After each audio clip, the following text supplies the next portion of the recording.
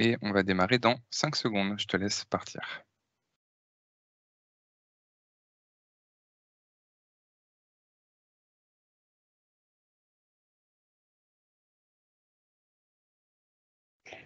Bonjour à tous, bienvenue à ce webinaire sur la loi Egalim. Alors, merci Sodexo, partenaire de la FNOGEC, et merci plus particulièrement à Carole Galissan, qui est présidente de la commission nutrition du syndicat national de la restauration collective, qui a bien voulu, qui a accepté notre invitation pour co-animer ce webinaire. Alors, l'idée, c'est en 45 minutes d'essayer de vous donner des clés pour comprendre la loi Egalim et les leviers pour en limiter le surcoût. Alors, on va essayer de faire une intervention en 40 minutes et on prendra vos questions pendant une durée de 5 minutes. Notre intervention sera structurée en 4 parties. Alors, dans un premier temps, nous allons vous présenter les résultats d'une étude de Sodexo sur les nouvelles tendances de consommation et sur les attentes de la société et des parents envers la restauration scolaire. Puis, nous reviendrons sur les obligations de la loi Egalim. En fait, la loi Egalim, c'est une loi qui a été promulguée suite aux États généraux de l'alimentation en 2018, qui a pour ambition de favoriser une alimentation sûre, durable et de qualité pour tous. Et il y a des mesures de cette loi qui concernent la restauration collective, y compris la restauration scolaire, sur lesquelles nous allons revenir aujourd'hui. On mettra un accent particulier sur la montée en gamme des approvisionnements, puisque c'est une obligation qui est nouvelle à partir du 1er janvier 2022. Et enfin, nous vous proposerons des leviers pour limiter le surcoût en lien avec cette montée en gamme des approvisionnements. Alors, bonjour Carole. Bonjour Clarisse. Merci à vous d'être venue. Est-ce que vous pouvez nous parler dans un premier temps de l'évolution des tendances de consommation alimentaire et puis de cette étude qui montre les attentes de la société concernant la restauration scolaire? Alors, en tout cas, sur les grosses tendances que l'on voit sur l'alimentation aujourd'hui, on voit qu'il y a vraiment une volonté de manger mieux et de prendre soin de sa santé. Alors, les Français déjà s'étaient tournés sur cette tendance-là, mais la crise sanitaire a vraiment accentué ce phénomène. La deuxième chose, c'est que les critères responsables qui continuent de croître dans les choix alimentaires des Français est de plus en plus importante. La naturalité, la saisonnalité des produits, la thématique du locavorisme est extrêmement important. Et on l'a vu que quand on voit les chiffres, par exemple, que plus de 64% des Français, en tout cas, veulent acheter local, 62% plus français. Et on voit également que toute la thématique bio aussi augmente beaucoup, autour de 15%, donc c'est quand même important. Maintenant, il faut voir si ces tendances continuent post-Covid. Mais en tout cas, ces thématiques naturalité, saisonnalité et bien-être animal sont vraiment très, très importantes. Ensuite, une troisième tendance qui est vraiment l'attente de transparence de l'information sur l'alimentation. Toutes les applications Yuka qu'on connaît les uns et les autres, aujourd'hui, sont de plus en plus importantes et 88% des Français considèrent que d'être mieux informés sur les produits alimentaires leur permettront de consommer des produits de bonne qualité. Donc, il faut qu'on puisse donner une information assez fiable sur l'origine, sur la qualité du produit. Et ça vient au même niveau que le prix. C'est-à-dire que le prix était un point important, mais il y a aussi toute cette thématique de transparence de l'information qui est importante. Alors ça, c'était les 3 grosses tendances du moment.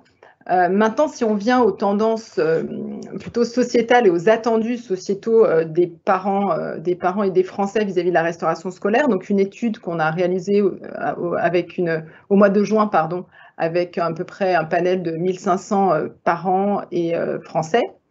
Quels sont les enseignements de cette étude? Déjà, premièrement, c'est que les parents sont très exigeants sur la qualité de la restauration scolaire. Ils sont soucieux avant tout de l'équilibre nutritionnel et de la qualité des produits qui sont proposés à leurs enfants.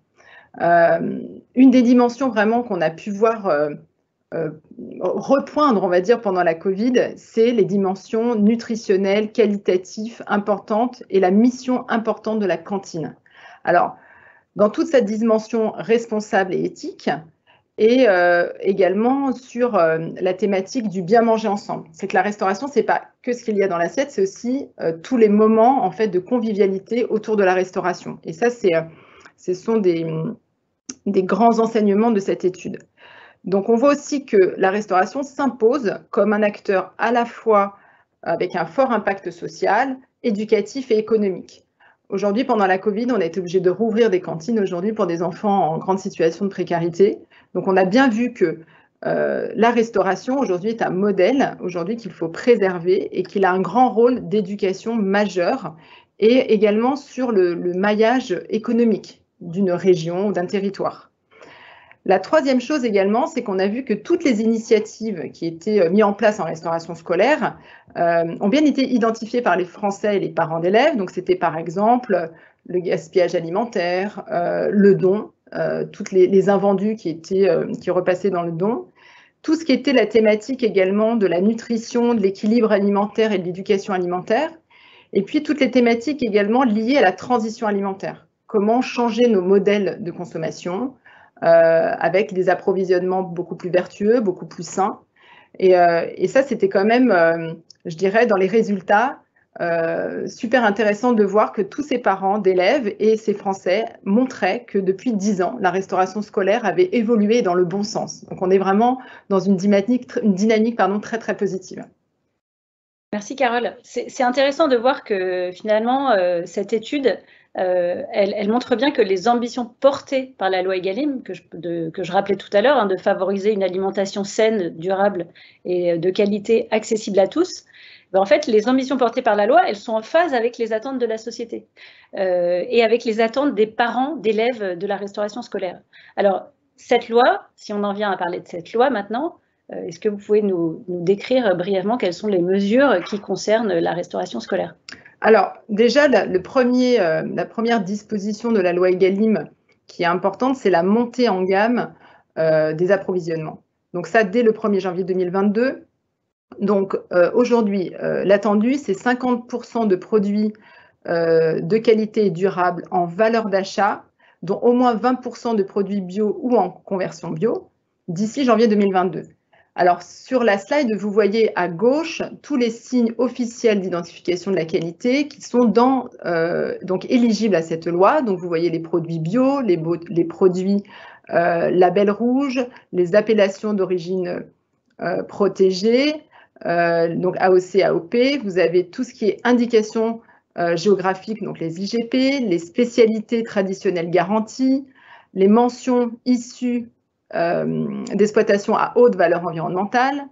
Vous avez également tous les produits fermiers, produits de la ferme ou produits à la ferme. Vous avez également tout ce qui est pêche durable, donc bien l'écolabel pêche durable. Vous avez également tous les produits qui sont issus des régions ultra-périphériques. Donc ça, c'est des logos vraiment ce qu'on appelle les SICO et qui sont bien validés par l'État.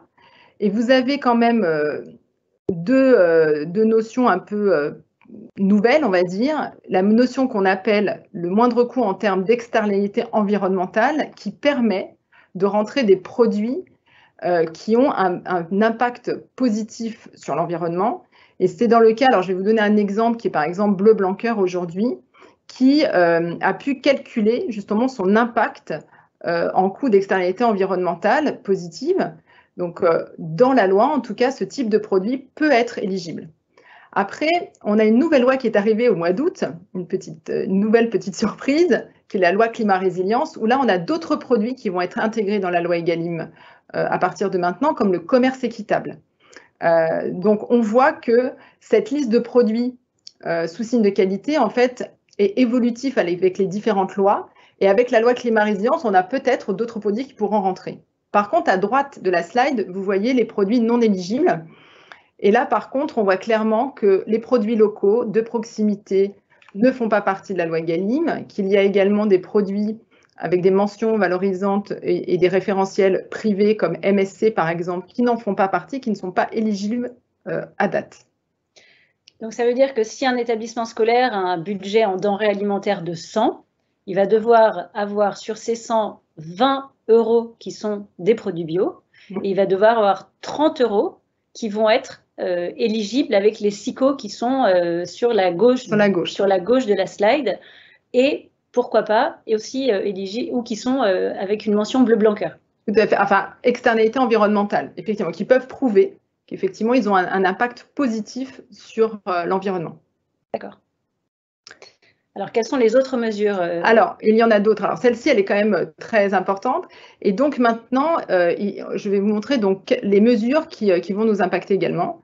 La première, c'est la diversification des sources de protéines. Ce qui est clair, c'est qu'aujourd'hui, on est dans une vraie transition alimentaire et qu'il faut pouvoir équilibrer les sources de protéines animales et végétales. Donc, l'obligation aujourd'hui, alors, il y avait une expérimentation au départ dans la loi Egalim d'un repas végétarien au moins une fois par semaine dans la restauration scolaire. Maintenant, avec la loi climat résilience, cette expérimentation passe à partir d'aujourd'hui à un repas végétarien par semaine obligatoire dans le scolaire. Donc ça, c'est la première mesure. La deuxième mesure, c'est que tous les gestionnaires de restauration collective de plus de 200 couverts par jour doivent présenter un plan pluriannuel de diversification de sources de protéines. Alors derrière ce grand plan pluriannuel, qu'est-ce qu'on cherche à faire? C'est comment valoriser l'équilibrage protéines animales végétales, alors sur différentes actions, sur le sourcing déjà, sur les achats, par exemple, comment aller chercher peut-être plus de filières légumineuses, plus de céréales semi-complètes par exemple. Ensuite, travailler sur les recettes, sur les menus pour valoriser ces produits, par exemple ces protéines végétales à intégrer dans les menus. Ensuite, travailler sur la promotion, c'est quand même comment avoir un impact positif pour justement rééquilibrer ces protéines entre elles. Et puis, le dernier point qui est la formation. Et d'ailleurs, dans la loi climat résilience, il y a tout un pan de formation au niveau, par exemple, culinaire pour justement activer cette mise en place de nouvelles recettes végétariennes, par exemple, ou de produits type légumineuses qu'on pourrait vraiment privilégier, en tout cas en restauration scolaire. L'autre mesure importante et qui a, je pense, fait beaucoup de débats et auquel on a vraiment beaucoup parlé, c'est la substitution des plastiques.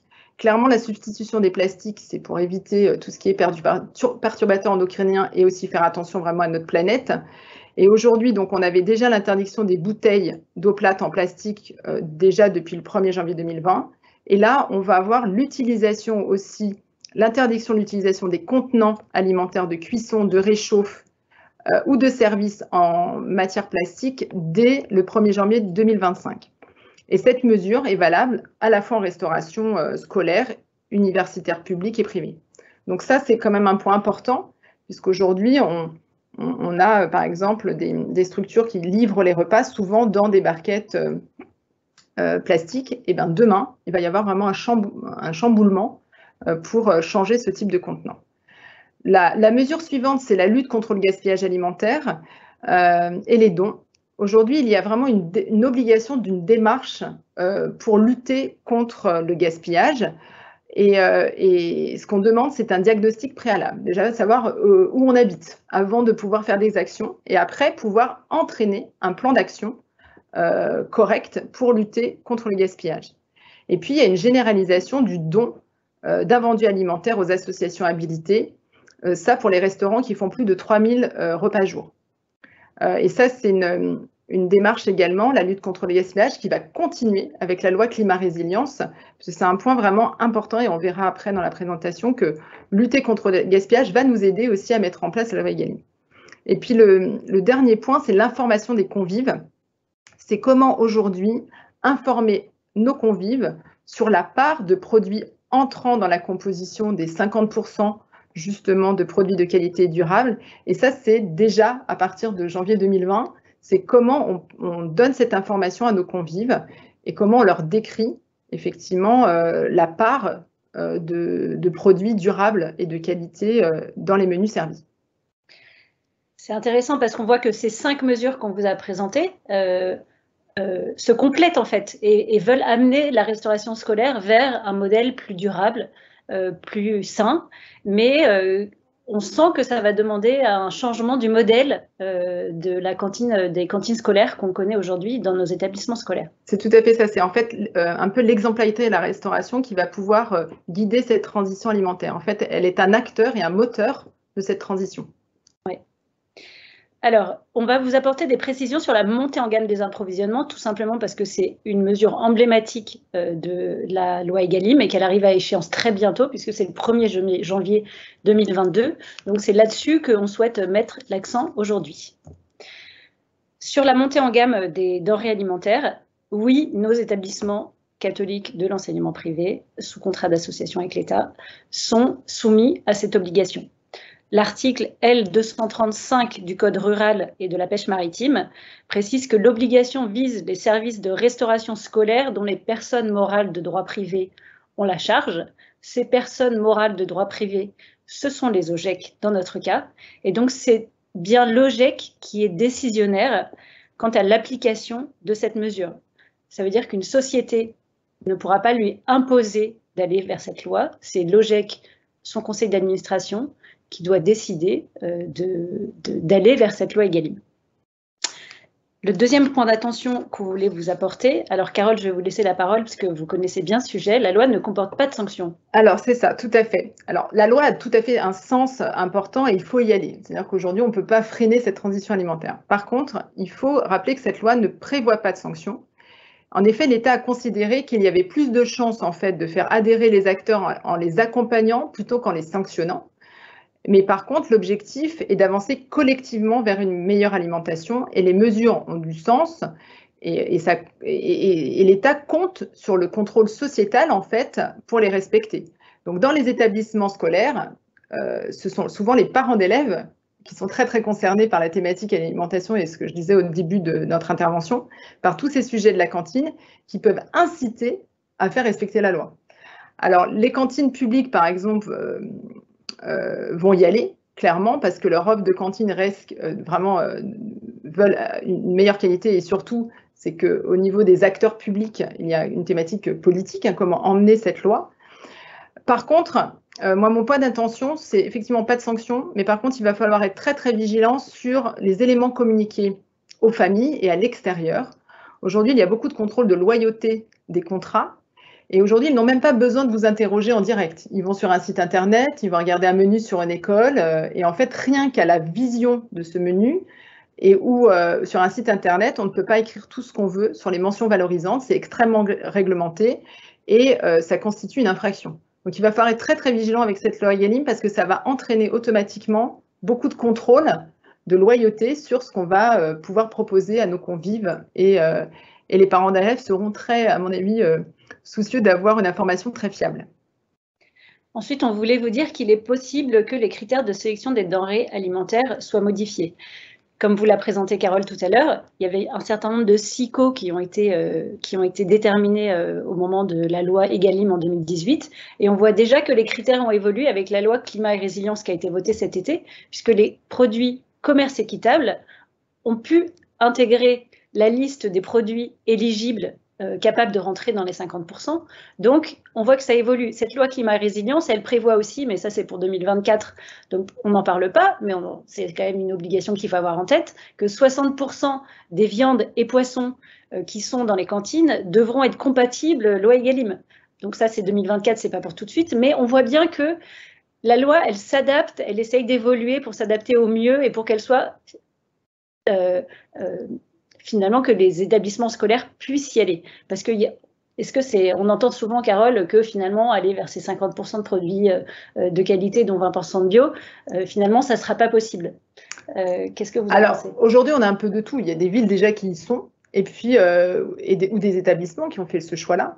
Et par contre, ce qu'on voit beaucoup, c'est des établissements qui y vont pas à pas. C'est-à-dire qu'aujourd'hui, le gap est quand même assez important, et on le verra au niveau budgétaire. Donc, ils y vont comme ils font un plan sur plusieurs années. Ils peuvent commencer à 20% de bio la première année, passer l'année suivante à 10% supplémentaires sous signe de qualité. Et donc, c'est vrai que chaque établissement, en tout cas, c'est ce qu'on voit nous sur le terrain, ils montent un peu crescendo selon leurs attendus, selon leur territoire. Il y a des territoires qui veulent beaucoup travailler sur la reterritorialisation des approvisionnements, donc beaucoup de produits locaux. Et par contre, un peu moins peut-être de signes de qualité. Mais donc, ils le font de façon assez intelligente par rapport à leur budget aujourd'hui. Donc, on n'aura pas au 1er janvier 2022 50%. Et je dirais même une autre chose, c'est que techniquement, il faut aussi que toutes les filières puissent porter tous ces signes de qualité. Et aujourd'hui, par exemple, pour le bio, on ne pourrait pas avoir du 100% par exemple bio français demain dans nos cantines. Donc, les critères de sélection évoluent, peuvent encore évoluer. Et donc, on vous invite à… Alors, nous, à la FNOGEC, on fait le travail de veille réglementaire et d'information. on met à jour régulièrement notre documentation qui est dans EasyGestion, notamment notre documentation sur la loi Egalim. Donc, restez vigilants sur l'évolution de la loi. Ensuite, la montée en gamme des approvisionnements ne signifie pas plus de produits locaux. Aucun critère de localité n'a été introduit dans la loi. En fait, la réglementation européenne ne le permet pas. Donc, dans les appels d'offres publics, ils n'ont pas la possibilité de choisir un produit en fonction de son origine géographique. Or, le critère de localité est un critère qui a du sens. Et acheter un produit local, ça aura un impact bénéfique sur la durabilité, etc. Donc, certains établissements considèrent que ce critère, en fait, il est peut-être plus important que le critère de la loi Egalim. Après, acheter local et acheter Egalim, là, c'est 2 critères supplémentaires et donc peut-être que ça coûtera encore plus cher.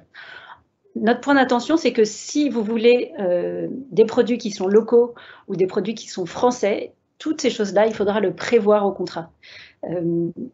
Il faut être précis sur ce que vous voulez, parce que si vous demandez juste la loi Egalim, vous n'aurez pas forcément des produits locaux. Le dernier point d'attention, c'est qu'il y a un risque que la qualité des 50% de denrées alimentaires restantes soit dégradée.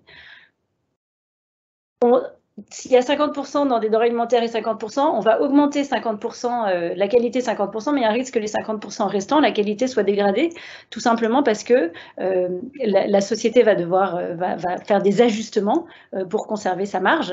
Et donc, il est recommandé, c'est pour ça qu'on va y revenir tout à l'heure, mais l'idée, c'est d'introduire dans le contrat des critères autres que ceux de la loi Egalim pour s'assurer que l'ensemble des denrées alimentaires est tiré vers le haut, donc que leur qualité est améliorée. Par contre, sur les produits locaux, je voulais rajouter que dans la loi Egalim, alors ça n'est pas chiffré, mais ce qu'on demande quand même, c'est de porter les produits issus de projets alimentaires territoriaux. Donc la dimension locale est quand même présente dans le texte de la loi Egalim, mais n'est pas chiffrée et malheureusement n'est pas comptabilisée dans les fameux 50%. Mais il y a quand même un souhait quand même de travailler sur les projets alimentaires territoriaux, c'est clairement identifié. Et c'est d'ailleurs, on en reparle à nouveau dans la loi climat résilient. Donc c'est pour ça que vous avez raison, la loi va sûrement encore changer, on aura sûrement d'autres critères qui vont peut-être nous permettre de faire rentrer ces fameux produits locaux à un moment dans les 50% avec des thématiques d'approvisionnement plus courts, etc. Mais aujourd'hui, on est en attente effectivement de ces évolutions. D'accord. Alors concrètement, un établissement qui veut aller vers la loi Egalim, que doit-il faire? Alors, on se met dans la peau d'un établissement qui a sous-traité sa prestation à une société de restauration collective. Rapidement, un établissement qui est en gestion directe, en fait, c'est le chef de cuisine qui va se mettre en relation avec le chef d'établissement et le conseil d'administration de l'OGEC pour voir quel budget est alloué aux denrées alimentaires, pour voir si ce budget peut être augmenté pour respecter les engagements de la loi Egalim, et c'est le chef qui va réaliser ses approvisionnements, chercher ses producteurs locaux, contacter des groupements de producteurs bio, etc., pour faire monter en gamme ses approvisionnements. Si vous avez sous-traité votre prestation de restauration, la démarche va être différente. Pour éviter les risques collatéraux dont on a parlé tout à l'heure, l'histoire des 50% autres dont la qualité pourrait être dégradée, et puis d'avoir le risque aussi d'avoir des produits qui sont importés de loin, comme du Brésil, parce que des produits bio seraient moins chers venant du Brésil. Est-ce que si ça n'a pas de sens pour vous, etc., et que vous voulez introduire des critères comme ça dans vos contrats, à notre avis, il y a 2 bonnes pratiques à adopter. La première, c'est de formaliser les engagements de la société de restauration collective en matière de qualité des denrées alimentaires. Et la deuxième, c'est d'organiser un suivi de la qualité des denrées alimentaires. Formaliser les engagements de la société de restauration, ça passe par une chose, ça passe par la signature d'un avenant à votre contrat principal qui inclut un tableau des engagements qualité. Alors, j'ai travaillé sur un modèle d'avenant et sur un modèle de tableau des engagements qualité que vous pourriez utiliser pour lancer des discussions avec votre société de restauration et qui pourraient être utilisés pour aller vers la loi Egalim avec votre société de restauration. Ils sont disponibles sur la plateforme Isidore, je vous ai indiqué le lien. C'est sur la documentation dans EasyGestion, il y a un article qui s'appelle « Comprendre la loi Egalim ». Tout est disponible dans cette fiche pratique. Je vous montre à titre d'exemple le tableau des engagements qualité. Alors, On ne voit pas très bien, les tableaux sont petits. L'idée, c'est de demander à la société de s'engager dans catégorie de denrées par catégorie de denrées sur des marqueurs qualité. Les marqueurs qualité, ça va être l'utilisation de produits frais, les produits à faible impact environnemental. Alors, derrière cette dénomination de produits à faible impact environnemental, il y a la notion de local, hein, c'est tout ce qu'on appelle produits locaux inférieurs à 150 km. Vous pourriez aussi décider que 150 km, ce n'est pas la distance qui vous convient, que pour vous, c'est 50 km ou c'est 200 km. Ensuite, il y a les produits bio, les produits SICO, les produits Bleu Banqueur, les produits MSC et les produits fait maison. Le fait maison, forcément, ça a un marqueur qualité, parce que plus c'est fait maison, moins c'est des produits industriels, donc meilleurs ils vont être. Vous demandez peut-être pourquoi on a mis les produits MSC dans ce tableau. En fait, les produits MSC, c'est un label qui n'intègre pas les 50% en tant que signe officiel de qualité, mais c'est un marqueur qualité qui est reconnu par le secteur et qui est très utilisé, alors que le SICO pêche durable est très peu utilisé. Parce que tout simplement, il n'y a pas très peu de produits derrière aujourd'hui. Voilà. Enfin, à date, en fait, ça commence. C'est un logo très récent. Et aujourd'hui, on n'a quasiment pas de produits derrière. Donc, on verra au fur et à mesure. Mais effectivement, en poisson, en tout cas, c'est vrai que souvent, le MSC est beaucoup mis en avant. D'accord. Ce tableau, il pourrait être rempli à titre indicatif par la société. C'est-à-dire qu'elle va vous dire ce qu'elle pense pouvoir faire pendant l'année. En revanche, il nous paraît important qu'elle s'engage sur la ligne la dernière ligne du tableau, c'est-à-dire qu'elle soit capable de vous dire que sur une année, alors la loi Egalim, c'est en année civile. Peut-être que pour un établissement scolaire, c'est plus simple d'aller sur une année scolaire. Ça, c'est à vous de voir. C'est des ajustements à mener avec la société de restauration. Est-ce que vous voulez rester sur une année civile ou vous voulez aller vers une année scolaire? En tout cas, que la société s'engage sur une année à pouvoir vous proposer, par exemple, 20% de produits bio ou 30% de produits frais. Ça, c'est des engagements qu'elle doit être capable de prendre en début de contrat. Après, ce qui se passe entre catégories de produits, donc si elle fait moins d'agneaux et plus de veaux, par exemple, ça, c'est l'agilité de la société de restauration de s'adapter au marché, aux conditions climatiques, aux approvisionnements, etc. Et donc, ça nous semble pas possible de lui demander de s'engager catégorie de produits par catégorie de produits. En revanche, l'engagement global est nécessaire pour objectiver les engagements de la société de restauration. Alors, dans l'avenant, vous verrez qu'on peut introduire des pénalités, les pénalités en cas de non-respect de ces engagements. L'idée, c'est que l'établissement, c'est lui qui communique aux familles, c'est lui qui est responsable de cette montée en gamme des approvisionnements. Donc, la société, il faut qu'il soit bien vigilant sur le fait que la société de restauration va répondre à sa demande et pourquoi pas introduire des pénalités, c'est ce qui est en tout cas proposé dans l'avenant qu'on vous propose. Ensuite, sur la deuxième partie, organiser le suivi des engagements. En fait, le reporting trimestriel, c'est à notre avis le moyen le plus efficace pour suivre l'application de la loi. L'idée, c'est pas d'aller vers une fois par an, à la fin de l'année, on regarde le tableau, on dit bon voilà, on a respecté, on n'a pas respecté, on est rentré dans Egalim ou on n'est pas rentré. Si on veut vraiment aller vers cette montée en gamme des approvisionnements, c'est de manière trimestrielle que ça semble pertinent de faire un suivi pour regarder au terme d'un trimestre, chaque trimestre par chaque trimestre, ce qui s'est passé, si la société a respecté ses engagements, etc. Elle pourra en plus vous fournir un bilan annuel qui va présenter le respect ou non de la loi Egalim. Ça, c'est quelque chose dont vous aurez besoin si vous voulez, notamment pour respecter l'obligation de communication qui est aussi demandée par la loi. Ensuite, on vous propose deux choses. C'est l'introduction de pictogrammes dans les menus. Alors, on l'a dit tout à l'heure, c'est une mesure qui est intéressante, mais il faut faire attention à ce qu'on communique aux parents parce qu'on engage la responsabilité de l'établissement. Mais en fait, avec des pictogrammes sur les menus, vous allez pouvoir, de manière simple, essayer de voir si les engagements de la société sont respectés. On sait que dans un repas, il y a à peu près 60% du produit qui est constitué par le plat principal avec son accompagnement. Et il y a les 40% restants qui sont les composantes à côté, donc sont l'entrée, le produit laitier et le dessert, par exemple. Et donc, à partir de ce qui est écrit sur les menus, vous pouvez avoir une idée du pourcentage du volume d'achat qui rentre dans la loi Egalim ou pas. Après, il semble important de mettre en place des contrôles inopinés sur site et sur facture. Alors, les contrôles sur facture, par exemple, c'est de pouvoir vérifier de temps en temps que ce que vous dit le prestataire sur les menus, bah, c'est juste. Par exemple, que les carottes bio du mardi, vous demandez la facture des carottes bio du mardi pour voir si c'était vraiment des carottes bio.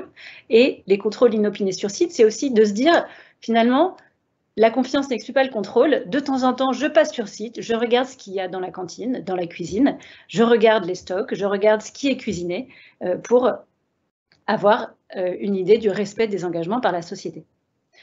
Alors, malheureusement, c'est quelque chose dont il faut qu'on parle. C'est sans surprise, manger mieux coûte plus cher. Donc, il faut s'attendre à un surcoût. Le surcoût, il est estimé entre 20 à 30% du bol alimentaire. Alors ça, c'est que pour le bol alimentaire. Après, dans des établissements, vous allez avoir besoin de réaliser des investissements, par exemple, pour avoir une légumerie qui va permettre de manipuler plus de légumes et de fruits crus. Vous allez peut-être qu'il va y avoir besoin d'une réorganisation de l'équipe de restauration qui va devoir plus manipuler et plus cuisiner. Et dans ces cas-là, ça peut être des surcoûts en plus. L'État a mis en place avec le plan de relance un fonds, enfin une aide de 50 millions d'euros qui était destinée pour les petites communes, pour les aider à aller vers la loi Egalim avec des investissements de la formation, etc. Il faut savoir que l'enseignement catholique, on a été exclu de ce dispositif. Donc on n'a pas d'aide à notre disposition pour aller vers la loi Egalim. Il est donc indispensable d'accompagner la montée en gamme des approvisionnements par une réflexion sur les leviers à actionner pour limiter le surcoût. C'est d'ailleurs l'esprit de la loi parce que, je vous le rappelle ici, il y a deux leviers qui sont proposés par la loi, que sont la lutte contre le gaspillage alimentaire et l'introduction de protéines végétales. Alors, on va parler de tous ces leviers, mais on voit bien que dans la loi, il y avait cette idée d'essayer d'aller vers la loi Egalim avec un surcoût le plus faible possible pour que tout le monde puisse y aller. Alors, est-ce que, Carole, vous pouvez nous parler de ces... Alors, attendez, de ces deux leviers. Alors, au niveau du gaspillage alimentaire aujourd'hui, deux choses. C'est que déjà, il faut faire un bilan. C'est-à-dire qu'il faut faire un diagnostic de la structure et de savoir déjà comment on peut limiter les déchets, comment on peut les réduire. Parce que quand on réduit effectivement les déchets, de façon mécanique, on va réduire le coût des denrées achetées. Donc, ce diagnostic est important pour ensuite réaliser un plan d'action. Alors après, le plan d'action, il peut être multiple et varié. Ça peut commencer déjà par les grammages réalisés dans l'assiette. C'est-à-dire si vous faites un diagnostic et que vous voyez que les enfants, quand il y a du chou rouge, il y a une perte à chaque fois de 20 ou 30%, vous pouvez avoir une réflexion sur le grammage et le diminuer déjà. Enfin, le meilleur anti-gaspillage, c'est ce qu'on ne produit pas. Donc, il faut déjà réussir à travailler là-dessus. Je dirais même qu'en amont, c'est déjà l'inscription. C'est-à-dire est-ce qu'on peut déjà, de façon prédictive, savoir vraiment le nombre le plus juste possible de repas à servir. Donc même dans une organisation d'un établissement, par exemple une classe qui part à l'extérieur et on ne prévient pas à la restauration, ben, si c'est 30 enfants qui partent, ben, c'est 30 repas qui ont été produits pour rien. Donc il y a toute cette thématique-là. Il y a la thématique aussi au niveau de la réalisation de la prestation. Est-ce qu'on fait des crudités en libre-service, par exemple? Est-ce qu'on va travailler sur des portions petites fins, grosses fins? Est-ce qu'on va pouvoir travailler sur une table de troc, par exemple? Sur également, enfin, un point, je trouve, qui est quand même important, c'est la connaissance de la consommation du convive. C'est vraiment connaître ce qui plaît aux enfants ou pas. Et par exemple, quelque chose qu'on peut faire en lutte contre le gaspillage, quand on fait intervenir les enfants, par exemple, pour déguster les nouveaux plats de demain, et ben ça peut être pour moi une piste anti-gaspillage parce que vous allez sélectionner la meilleure recette qui sera consommée la mieux par les enfants. Et donc, il y a plein d'actions comme ça. Alors, sur le gaspillage, vous avez raison, mais l'obligation, en fait, parle d'un diagnostic de gaspillage, oui. Mais l'idée, c'est bien de demander à la société de mettre en place un plan, de proposer un plan d'action qui permettrait d'amener la quantité gaspillée à un niveau qui soit raisonnable. Exactement, tout à fait. C'est ça, c'est qu'aujourd'hui, bon, le diagnostic, c'est très bien, c'est la loi, mais ça ne suffit pas. C'est-à-dire qu'il faut vraiment pousser le curseur jusqu'à un plan d'action qu'on pourra chiffrer. Aujourd'hui, en restauration collective enfant, on est plutôt à 125 grammes de perte par jour. C'était les chiffres qui avaient été donnés par l'ADEME. On a quand même une grande marge de progrès. Ouais. Donc, il y a quand même beaucoup d'actions à faire. Le deuxième levier qui avait été proposé, c'est l'introduction des protéines végétales. Effectivement, quand vous végétalisez un menu, quand même, les végétaux coûtent moins cher que les produits carnés. Donc, normalement, on réduit. Par contre, attention, cela est vrai si vous cuisinez vraiment, si vous faites des produits maison. C'est-à-dire qu'aujourd'hui, si vous allez chercher des produits industriels végétariens, souvent, ce sont des produits qui ont quand même un coût assez élevé. Et d'autant plus que souvent, si vous voulez être cohérent avec la démarche de qualité, une alimentation plus saine, ça va être des produits, par exemple, bio, par exemple, ou autre. Donc, vraiment, attention, c'est vrai, ça peut être un axe, mais à condition de vraiment travailler la recette nous-mêmes. D'accord. Alors, il y a d'autres leviers dont vous voulez vous parler aujourd'hui. Un levier qui me semble prioritaire, c'est la renégociation de votre contrat. Alors, pour moi, c'est un levier qui est actionné en priorité. Je vous donne un exemple. Je vais vous dire pourquoi. Le diocèse de Lyon a fait une étude sur la restauration scolaire l'année dernière, enfin, pour justement voir où ils en étaient par rapport à la loi Egalim, etc. Et ils ont montré qu'il y avait 20% de leurs OGEC qui avaient des contrats qui étaient anciens de 5 à 10 ans. Et c'est quelque chose que je vois régulièrement. Je suis souvent sollicitée sur la restauration scolaire et je vois très souvent des contrats qui ont 5, 10, 15, voire 20 ans. Alors, renégocier un contrat, ça ne veut pas dire changer de prestataire. On peut être content de son prestataire. En revanche, il y a une nécessité, si les contrats sont anciens, de les remettre à plat parce qu'ils sont souvent surévalués. Pour 5 raisons que je vous décris ici. Je remercie par ailleurs Olivier Oignan de Daily Conseil qui avait rédigé un article sur le sujet dans le MAC des OGEC l'année dernière. Au fil des années, si la fréquentation a augmenté, les frais fixes sont amortis sur un plus grand nombre de couverts et donc le prix au couvert devrait diminuer, mais c'est rarement le cas. Les augmentations tarifaires ne sont pas souvent le reflet de la réalité et elles ne tiennent, elles sont pas souvent, c'est pas vrai, elles sont pas toujours le reflet de la réalité et elles ne tiennent pas compte de certaines exonérations de charges dont ont pu bénéficier les sociétés de restauration telles que les réductions Fillon. Les prix peuvent inclure des charges échues. Alors, le cas le plus facile à comprendre, c'est les investissements qui ont duré 5 ans. Au bout de 5 ans, normalement, ils sont amortis et donc ils ne devraient plus être inclus dans le prix de la prestation. Mais ça arrive que les investissements échus soient toujours facturés. L'organisation du personnel a pu être optimisée et les gains de productivité liés à cette réorganisation pas impactés et répercutés sur le, enfin pas impactés sur le prix et donc pas répercutés à l'établissement. Et les marges arrière de la société de restauration ont augmenté. Les sociétés de restauration obtiennent auprès de leurs fournisseurs des marges arrière. Plus les sociétés grossissent, plus elles obtiennent des marges arrière qui sont importantes. Or, avec le temps, si votre coût denrée n'a pas changé depuis 5, 10, 15 ans, il y a fort à parier que vous payez un prix de denrée alimentaire qui est au-dessus du prix du marché. C'est pas, encore une fois, c'est une mesure saine de gestion que de faire jouer la concurrence. C'est pas pour mettre le...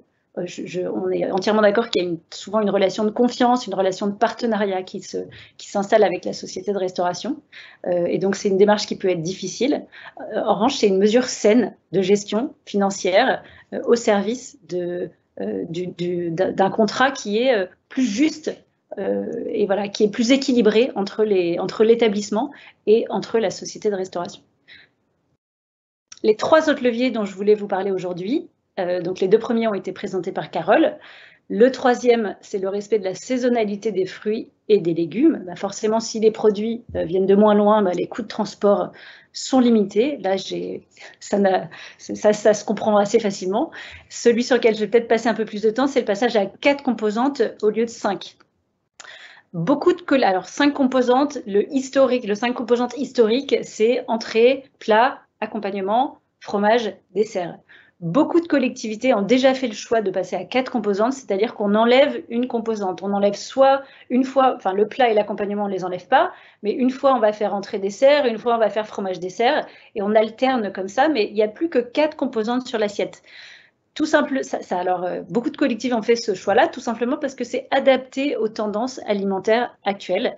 On voit que le taux de prise moyen des élèves dans un établissement scolaire, c'est 3,5 composantes, c'est-à-dire qu'elles en prennent même moins que 4. Donc, allez leur en proposer 5, elles ont tout simplement trop dans leur assiette.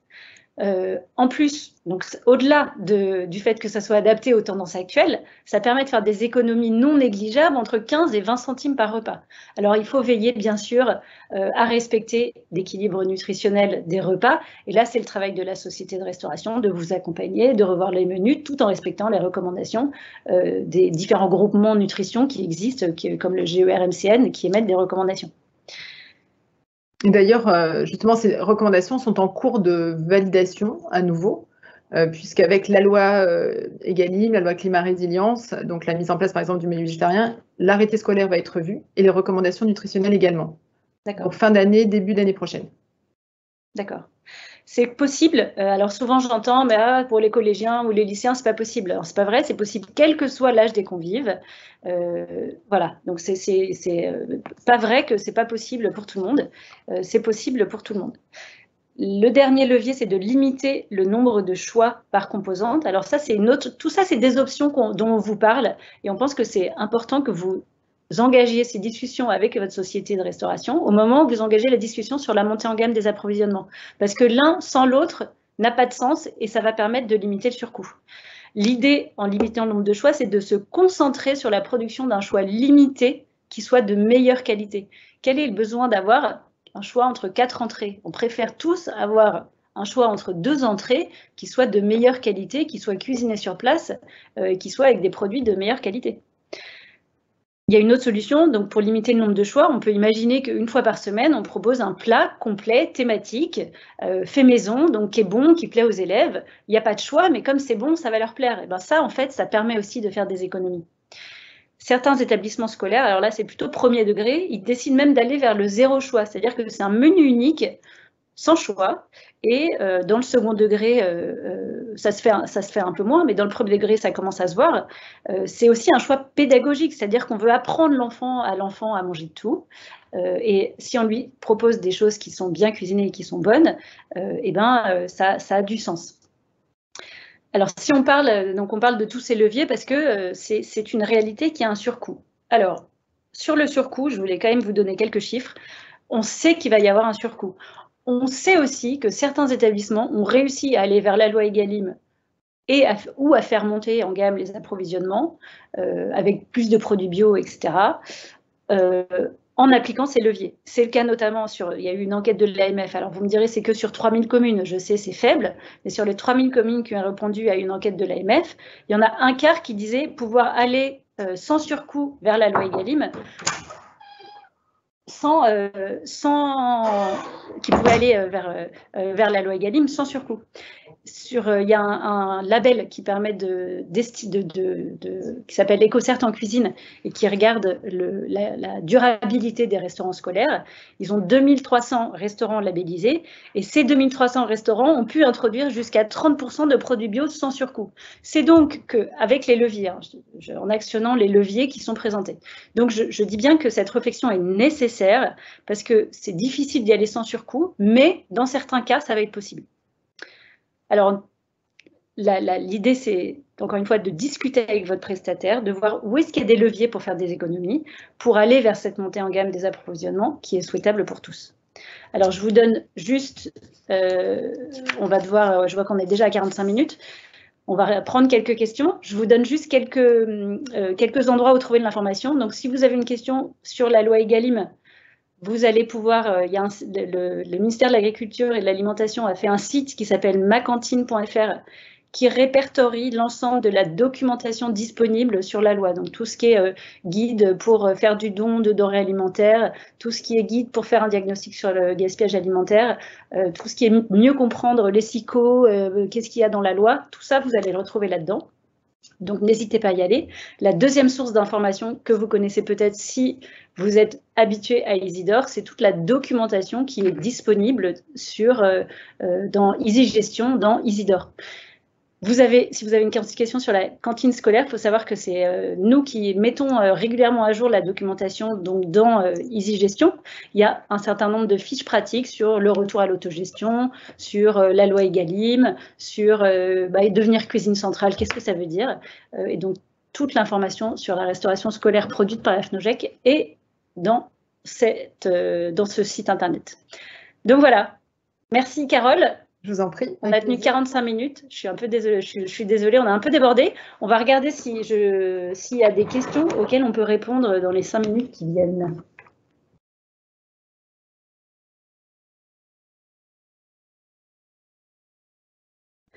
Est-ce que la FNOGEC peut faire du lobbying pour faire entrer le critère local dans la loi Egalim? Alors, en tout cas, il y a beaucoup de lobbying déjà aujourd'hui. En fait, c'est pour ça qu'il est temps aussi d'attendre toutes les lois comme la loi climat résilience, puisqu'il y a encore un critère supplémentaire qui a été ajouté pour voir comment le traduit le ministère, justement pour essayer de faire entrer les produits locaux.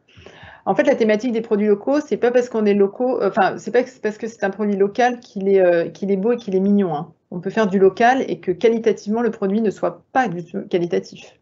Donc il faut quand même mettre un cadre. Après, il y a la thématique, ce que vous disiez Clarisse tout à l'heure, du transport, etc. Certes, mais aujourd'hui, en tout cas, il y a beaucoup de lobbying et même beaucoup de députés qui aimeraient bien que le produit local rentre. C'est pour ça que je vous parlais des produits rentrant dans les projets alimentaires territoriaux, parce que c'est une porte en fait d'entrée.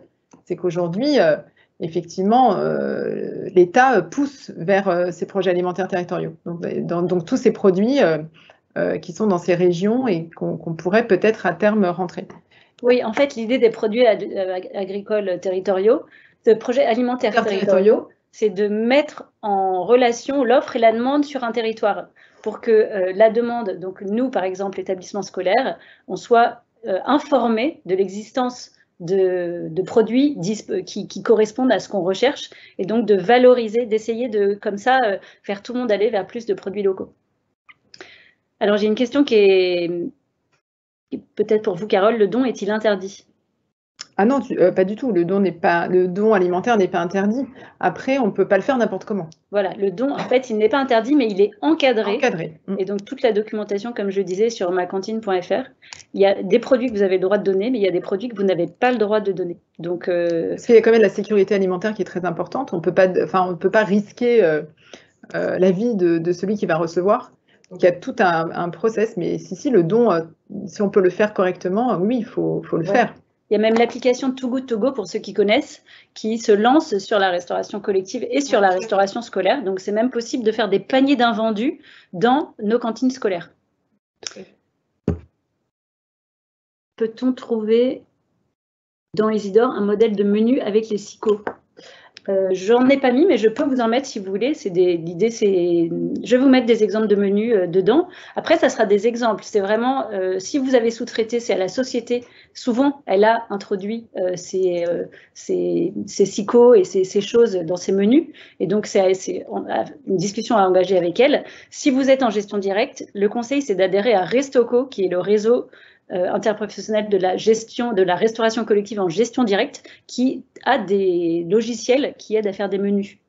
Par contre, c'est vrai que quand on parle de la loi Egalim stricte, comme la loi le propose, comme c'est en volume d'achat, souvent, il faut vraiment que la partie carnet poisson soit labellisée pour arriver aux fameux 50% de volume d'achat.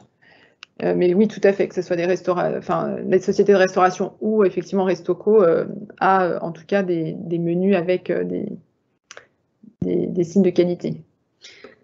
Alors, la validation de la loi Egalim en conseil d'administration sur notre OGEC a-t-elle un délai? Alors, non, pour moi, il n'y a pas de délai nécessaire. C'est un conseil d'administration qui, c'est l'établissement, le chef d'établissement ou le président d'OGEC qui négocie avec la société de restauration cette entrée dans la loi Egalim, et c'est le conseil d'administration de l'OGEC qui valide.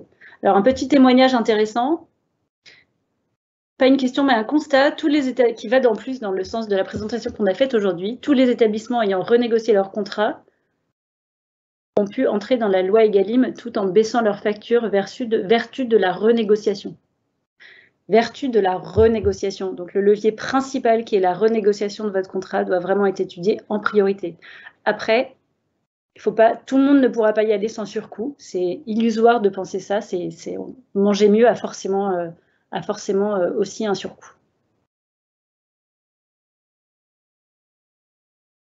Je vais prendre une dernière question parce qu'après, on dépasse le temps.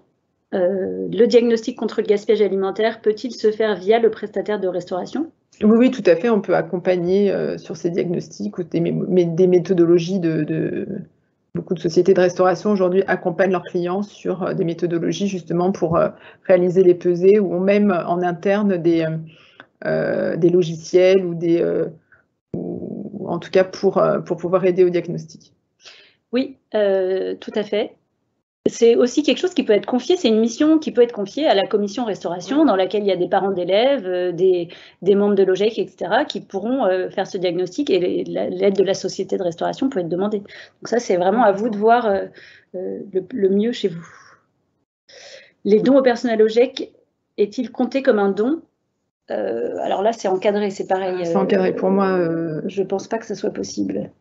Là, je n'ai pas de réponse précise. On peut essayer de gratter sur ce sujet-là, mais là, je n'aurai pas de réponse. Non, je pense que c'est dangereux, en fait, parce que si c'est fait, si c'est juste les salariés OGEC qui partent avec... enfin, déjà, c'est un avantage en nature, mais si c'est en plus il y a un risque sanitaire, en fait, à ce que le personnel parte avec les denrées alimentaires sans que ça soit encadré, contrôlé, etc. Donc, faut être vigilant sur cette pratique. Et si c'est fait, enfin non, faut vraiment voir avec la société de restauration. Voilà, on va clôturer ce webinaire parce que ça fait déjà 50 minutes.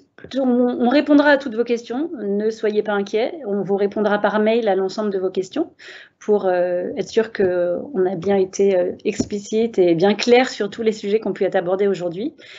Merci Carole de votre participation. Merci de votre invitation, un grand plaisir. Et à bientôt. N'hésitez pas à nous solliciter si vous avez une question. On est là, bien sûr, pour vous aider. Donc moi, à la FNOGEC, Clarisse Valkener au sein du pôle économie-gestion. Et puis, vous avez aussi vos fédérations territoriales d'OGEC qui sont à votre disposition pour vous aider. Merci beaucoup. Au revoir. Au revoir.